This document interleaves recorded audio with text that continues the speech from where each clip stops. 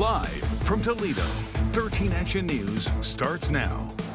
And welcome into Action News at 6. We begin tonight with the murder convictions of 4 men overturned in a Lucas County courtroom. The decades-old charges dropped after new evidence came to light. I-Team reporter Sophie Bates was in the courtroom and joins us now live with a story new tonight. Sophie? Yeah, Lee, these men spent decades maintaining their innocence, and many of those years were spent behind bars. Now the Ohio Public Defender's Office is calling what happened to them an irreparable loss and a miscarriage of justice. For the 4 men whose murder charges were dropped today, it's been a long time coming. I spent 22 and a half years of my life in prison for something I didn't do. Lorenzo Vasquez was 18 when he was arrested for the 1992 murder of Vernon Huggins. Vasquez's brother, Ishmael, was 17. It was very hard.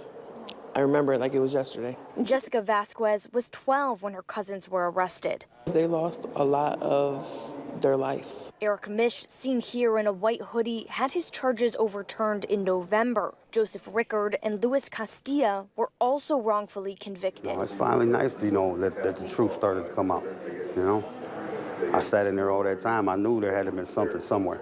That something, evidence that had not come to light before their convictions. The evidence showed that at times when the people the state was pursuing were supposedly murdering this man, there were people 5 miles away, his relatives, who were interacting with him.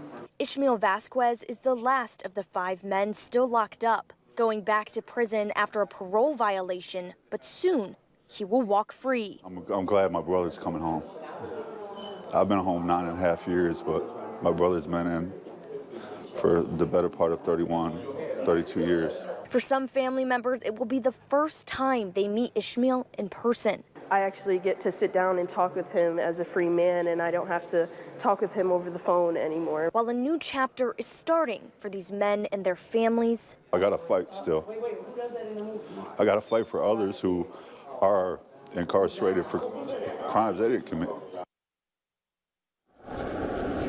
I reached out to the Lucas County Prosecutor's Office for a statement on these charges being dismissed, but I have not heard back. Lee?